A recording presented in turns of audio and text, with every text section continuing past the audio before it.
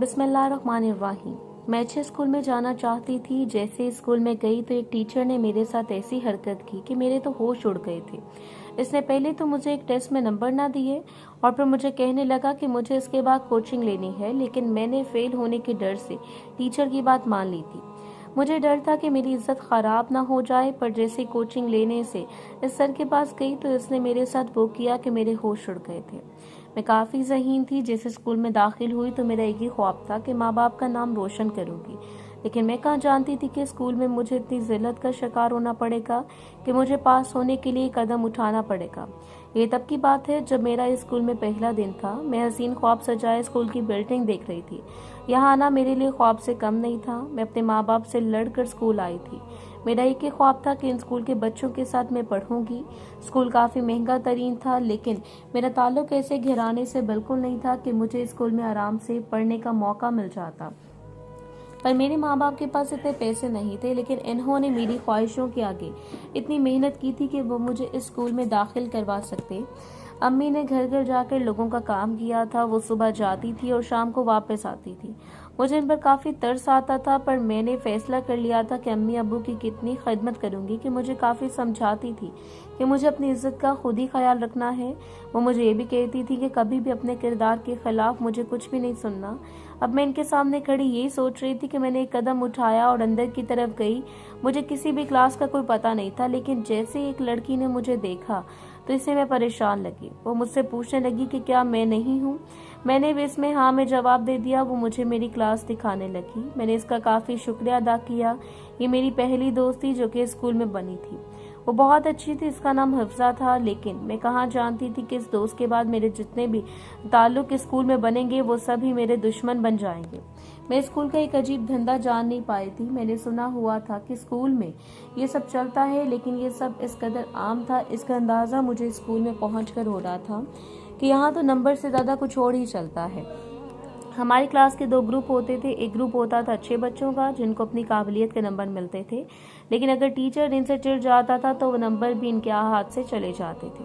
और एक ग्रुप वो होता था जो बैठता तो पीछे था, वो पढ़ाई में भी पीछे होता था, जबकि बाकी सरगर्मियों में वो आगे होता था, लेकिन वो हर टीचर की तवज्जो और तफरीह का मरकज बना हुआ था। जैसे ही कोई टीचर अंदर आता था तो वह ग्रुप पहले ही टीचर को सलाम करता था ताकि टीचर इनसे खुशी रहे, और ऐसे गप्पे लगाता था कि टीचर का ध्यान इनकी तरफ ही रहे।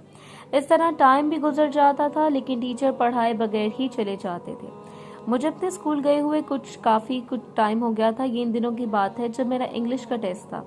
अचानक पता चला कि जिन सर ने आना था इनका एक्सीडेंट हो गया है। अब इनकी जगह एक नए टीचर आएंगे। मुझे काफ़ी उदासी हो गई थी क्योंकि वो सर काफ़ी अच्छे थे। सारी क्लास इस नए टीचर का इंतज़ार कर रही थी। मेरे भी कुछ ऐसे जज्बात थे। सब लड़कियां कहने लगी कि इस बार जो टीचर होंगे वो पहले टीचर की तरह बिल्कुल मुख्तलिफ होंगे। मैंने जब ये सोचा तो पहले टीचर एक अच्छे इंसान थे और वो मेरे बाप की उम्र के थे। वो काफ़ी इज्जत करते थे, लड़कियों से लिहाज करके बात करते थे। इसे लड़कियों का यही कहना था कि वो टीचर क्लास को बोर कर देते हैं, जबकि वो इस टीचर की शिकायत भी लगाने जाती थी। अगर इस लिहाज से देखा जाता तो इन लड़कियों का कहना था कि ये टीचर अब इस टीचर से मुख्तलिफ होंगे। जैसे एक नौजवान और काफ़ी जवान से लड़के ने हमारी क्लास में कदम रखा तो ऐसा लग रहा था जैसे वो कोई हमसे 5 साल ही बड़े होंगे।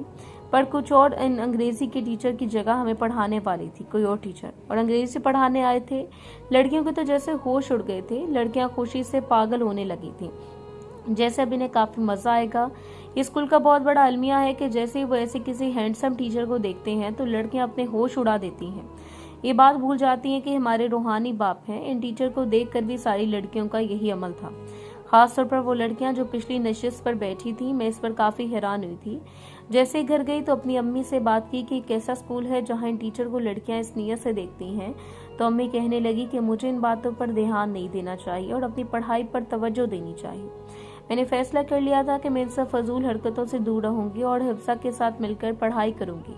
अब अपनी इस बात पर कायम रही और वक्त के साथ साथ मैं अपनी पढ़ाई में ध्यान देती रही, जबकि बाकी लड़कियां मुझसे अलग थलग होकर टीचर के साथ बहस करती थी। मैं ये नोट किया करती थी कि वो अंग्रेजी के टीचर इन लड़कियों में भी दिलचस्पी लेते थे और हर तरह के मौजू पर इनसे बात कर लेते थे। मुझे काफ़ी अजीब लगता था। इससे लड़कियों को एक फ़ायदा ज़रूर होता था कि वो जब भी इम्तिहान में फ़ेल होती थी या इनके नंबर कम आते थे तो वो टीचर इन्हें वैसे ही नंबर दे देते थे और मेहनत तो हम जैसों को करनी पड़ती थी, जो आगे भी बढ़ते थे और अपनी जहानत से भी नंबर लेते थे। मुझे वो दिन याद है जब एक दिन गलती से अंग्रेजी की किताब मेरे घर रह गई, जबकि पहले ऐसे कभी नहीं हुआ था। मैं काफ़ी हैरान भी होती थी, लेकिन इस दिन किताब के बगैर ही मैं स्कूल चली गई। जैसे ही इन सर ने मुझसे वो किताब मांगी तो मैंने अपने बैग में देखा तो वो किताब तो मेरे बैग में थी नहीं। मैं हैरान हो गई। ये पहली दफ़ा हुआ था कि मेरे साथ किसी टीचर को मैं कहती कि मैं आज इनका काम नहीं कर सकी।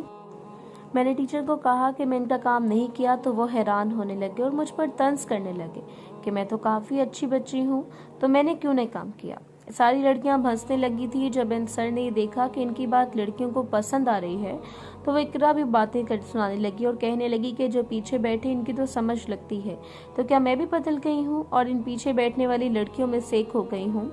इस बात पर मुझे काफ़ी गुस्सा आया और मुझसे बर्दाश्त ना हुआ। मैं जानती थी कि वहीं पीछे बैठती हैं, इन्हें ऐसे सर किया क्या समझाते हैं। जब मैंने भी सख्त लहजे में इनसे कह दिया कि मैं जितनी भी लापरवाह हो जाऊं लेकिन ऐसी हरकतें नहीं करूंगी जिससे मेरी मेहनत के बगैर ही मुझे नंबर मिल जाएं। जैसे सर ने ये बात सुनी तो वो काफ़ी गुस्सा होने लगे, जैसे मैंने इनका मजाक उड़ाया हो।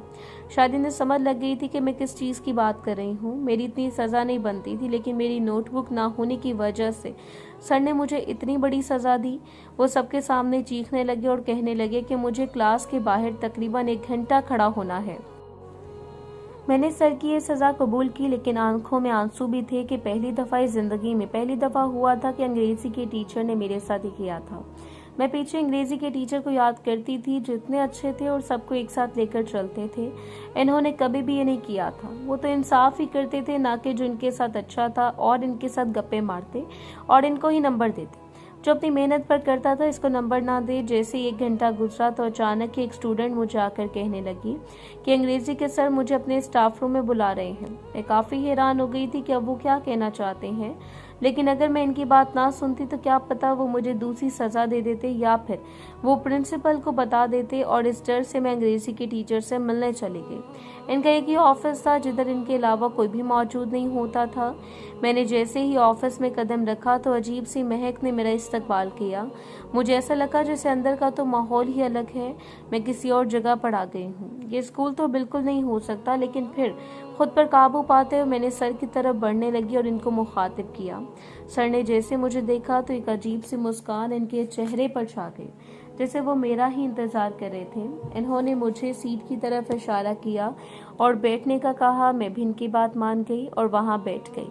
सर के एक हाथ में कॉफ़ी थी, जबकि सर ऐसे आराम से बैठे थे जैसे कुछ हुआ नहीं था। सर बोलने लगे कि मैं अपनी पढ़ाई में काफ़ी पीछे हो गई हूँ। ये बात सुनकर भी मुझे झटका लगा।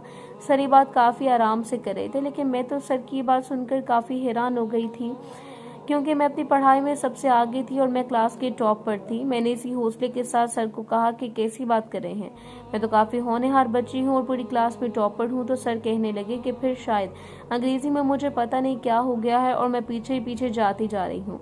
अगर मैं ये हाल रहा तो मैं फेल हो सकती हूँ। जैसे सर की ये बात सुनी तो कहने लगे कि नहीं, ऐसा बिल्कुल नहीं हो सकता और मैं काफ़ी होनहार हूँ। ऐसा होने से पहले मैं मर ही ना जाऊँ, मैं कभी फेल नहीं हो सकती और मेरे तो अच्छे नंबर्स आए हैं। जैसे मैंने ये बात की तो सर ने मेरा पिछला टेस्ट निकाल कर मेरे सामने रखा, जिसमें मेरे 10 में से 4 नंबर थे। मैं देखकर हैरान थी। सर ने टेस्ट बहुत गलत चेक किया हुआ था। मैं जानती थी कि सर ने जानबूझकर किया है। पता नहीं वो किस चीज़ का बदला मुझसे ले रहे थे, लेकिन मैंने सर को साफ साफ कह दिया कि इनकी चेकिंग में ज़रूर कुछ ना कुछ गड़बड़ है, वरना मैंने तो पूरा टेस्ट सही किया था। सर मेरी बात पर गुस्सा करने लगे और कहने लगे कि अगर मेरा ऐसा ही गुरूर रहा तो इसे तोड़ने में देर नहीं लगेगी। मैं जान गई थी कि वो किस बात की तरफ इशारा कर रहे हैं। वो फाइनल एग्जाम में फेल भी कर सकते थे। इस डर से मैं थोड़ी नरम पड़ गई और कहने लगी कि वो क्या चाहते हैं। सर कहने लगे कि अगर मुझे पास होना है तो मुझे कोचिंग के लिए इनके पास आना पड़ेगा। ये बात सुनकर मेरा दिल तेजी से धड़कने लगा। अब न जाने सर की क्या नीयत थी, वो क्या चाहते थे मुझसे, कुछ ना जान पाई। लेकिन बस मैं ये जानती थी कि अगर मैं फेल हो गई तो मुझे अम्मी अब्बू से काफ़ी डांट पड़ेगी, क्योंकि इन्होंने काफ़ी मेहनत करके मुझे स्कूल में एडमिशन दिलाया था। मैंने कह दिया और सर की बात मान ली। अब मैं सोचने लगी कि क्या मैं इन सर से कोचिंग लूँगी, और वो भी अकेले। मैंने हफ्सा को अपने साथ मिला लिया और अगले दिन इसके साथ सर के पास कोचिंग लेने चली गई। जैसे सर ने मुझे हफ्सा के साथ देखा तो इनका चेहरा लाल हो गया और अफसा को बाहर बेचकर मुझे कहने लगे कि मैंने बहुत बड़ी गलती की है, मुझे ऐसा नहीं करना चाहिए था। क्या मुझे इन पर ही भरोसा नहीं था? सुनकर मैं सर से माफ़ी मांगने लगी। मैं नहीं चाहती थी कि मेरे ग्रेड्स पर इसकी वजह से कोई असर पड़े। मैंने सर को कहा कि अगर वो चाहते हैं कि मैं अकेली इनके पास आया करूं तो मुझे ये भी मंजूर है। इस दिन के बाद अकेले ही मैं सर के पास कोचिंग लेने जाती थी। सर की नज़रें देखकर मुझे काफ़ी अजीब सा महसूस होता था कि मैं कहाँ चाहती थी कि वो किन नज़रों से मुझे देख रहे हैं। जैसे ही हम स्कूल से घर जाते थे, अम्मी अबू जान जाते थे कि ज़रूर कोई बात है जो मैं इनसे छुपा रही हूँ। वो मुझसे काफ़ी पूछते थे, लेकिन डर के मारे मैंने कुछ नहीं बताती थी। लेकिन इस सब के बाद मैंने इन्हें बता दिया कि मेरे साथ क्या मसला है। मेरे अब्बू का गुस्सा 7वें आसमान पर पहुंच गया था। इनकी बेटी के साथ कोई इस तरह बर्ताव कर रहा था कि इनसे बर्दाश्त न हुआ। इन्होंने पुलिस में शिकायत दर्ज करवा दी कि टीचर्स ऐसे स्कूलों में पाए जाते हैं जो लड़कियों को टॉर्चर करते हैं, इन पर ज़हनी दबाव डालते हैं। ऐसा करने के बाद वो टीचर जेल की सज़ा काटने लगा। ये बात तो हमें बाद में पता चली कि वो टीचर तो खुद एक शादीशुदा था और 2 बच्चियों का बाप था। इसके बावजूद भी वो ऐसी हरकतें करता था। काफ़ी शर्मिंदगी हुई, लेकिन अब मैं पुरसुकून होकर स्कूल जाती थी। मज़ीद ऐसी वीडियोस देखने के लिए हमारे चैनल को सब्सक्राइब कर दें, लाइक कर दें। साथ ही लगे बेल आइकन को प्रेस करना ना भूलें ताकि हमारी हर लेटेस्ट अपडेट का नोटिफिकेशन आपको मिलता रहे।